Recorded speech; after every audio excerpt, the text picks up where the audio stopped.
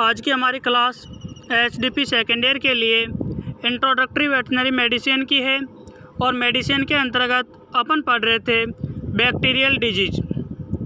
तो आज की अपनी दूसरी बैक्टीरियल डिजीज़ है एचएस, जिसे हेमोरेजिक सेप्टिसीमिया कहते हैं। इस एचएस डिजीज को कई अन्य नामों से भी जाना जाता है, जैसे गुरका, कोटवा, शिपिंग न्यूमोनिया, पास्चुरेलोसिस और शिपिंग फीवर नामक अन्य नामों से भी एचएस नामक बीमारी को जाना जाता है, जो एक प्रकार की बैक्टीरियल डिजीज है, जिसके रोग कारक या बैक्टीरिया का नाम है पास्चुरेला बोविसेप्टिका, जिसे अपन पास्चुरेला मल्टोसिडा नाम से भी जाना जाता है। तो एचएस के रोग कारक या जीवाणु का नाम है पास्चुरेला बोविसेप्टिका, जो एक ग्राम नेगेटिव जीवाणु है और यह जीवाणु बाइपोलर होता है। यानी जो पास्चुरेला बोविसेप्टिका नामक जीवाणु है, यह जीवाणु द्विध्रुवीय होता है और गतिशीलता की बात करें तो यह जीवाणु अगतिशील होता है, यानी नॉन मोटाइल होता है। अब बात करते हैं अपन स्प्रेड ऑफ डिजीज, यानी रोग का फैलाव किस तरीके से होता है या कौन कौन से माध्यम है जिनके द्वारा एचएस बीमारी फैलती है। तो सबसे पहला है बाय इनहेलेशन, बाय इंजेक्शन और बाय पैरासाइट्स। यानी जो भी दूषित पशु का आहार है, कोई पशु रोगी पशु है और उस पशु के लार, मलमूत्र या किसी डिस्चार्ज के माध्यम से वो चारा दूषित हो गया और वो दूषित चारा कोई स्वस्थ पशु खा रहा है या उस दूषित चारे के संपर्क में स्वस्थ पशु आ रहा है, तो उसके माध्यम से ये रोग रोगी पशुओं से स्वस्थ पशुओं में फैल जाता है।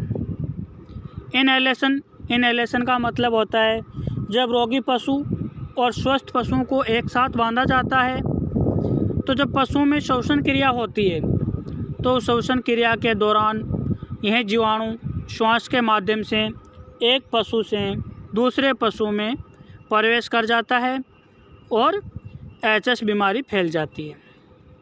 तीसरा कारक है रोग फैलने का माध्यम बाय पैरासाइट्स, यानी परजीवी जैसे मक्खी, मच्छर या कोई कीट है जो रोगी पशु को काटकर स्वस्थ पशु को काटता है, तो उसके माध्यम से ये बीमारी एक पशु से दूसरे पशु में फैलती है।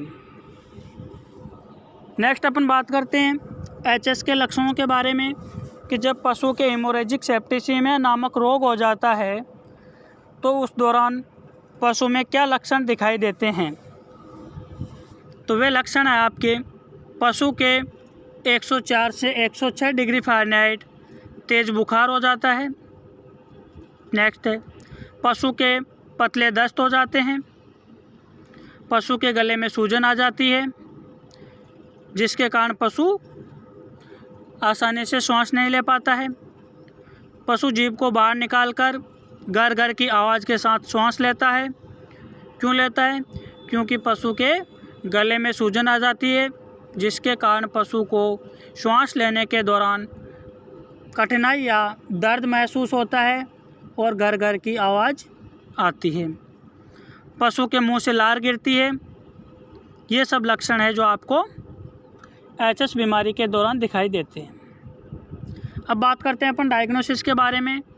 तो एचएस का डायग्नोसिस लक्षणों के आधार पर और पशु के इतिहास के आधार पर किया जाता है कि पशु में किस प्रकार के लक्षण दिखाई दे रहे हैं, उनके आधार पर एचएस का निदान किया जाता है।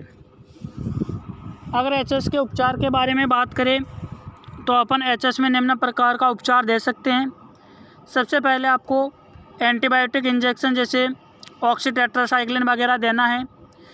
अगर आप ऑक्सीटेट्रासाइक्लिन एंटीबायोटिक इंजेक्शन पशु को एचएस बीमारी के दौरान दे रहे हो तो उसकी डोज बड़े पशु में 30 ml इंट्रामस्कुलर लगा सकते हो। इसके अलावा श्वास लेने में परेशानी है, पशु के दस्त हो रहे हैं और इन्फेक्शन भी है, इन्फ्लामेशन भी है, तो पशु को इंजेक्शन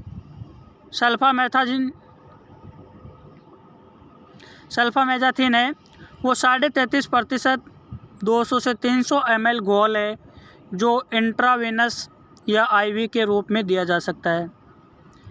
जो सल्फामेज़ाथिन होता है वो पशु के दस्त को बंद करने में और वहाँ पे जो इन्फ्लामेशन और इन्फेक्शन है उसको ख़त्म करने में सहायक होता है। इसके अलावा injection B complex 10 ml IM, injection analgin 20 ml intramuscular, CPM या एविल 10 ml इंट्रामस्कुलर, और पशु के श्वास से संबंधित प्रॉब्लम है तो एक डेरिफाइलिन नाम से इंजेक्शन आता है, वो भी अपन पशु को HS बीमारी के दौरान दे सकते हैं। इसके अलावा HS की वैक्सीन है जो हमेशा वर्षा ऋतु से पहले लगती है। मई जून के महीने में HS की वैक्सीन लगती है और ये जो संक्रामक बीमारियां होती है इनका वैक्सीनेशन ही सबसे प्रभावी इलाज होता है। इसकी वैक्सीन कब लगानी है? वैक्सीन हमेशा मानसून से पहले लगानी है, मई जून के महीने में लगवानी है और 5 ml सबकट लगेगी। वैक्सीन का नाम है HS ऑयल एडजुवेंट वैक्सीन जो बड़े पशुओं में 5 ml सबकट लगती है। तो ये आपके HS डिजीज़ है जो एक बैक्टीरियल डिजीज़ थी और ये HS डिजीज़ है आपकी यहाँ पे कंप्लीट हो जाती है। नेक्स्ट क्लास में अपन नेक्स्ट डिजीज़ के बारे में चर्चा करेंगे।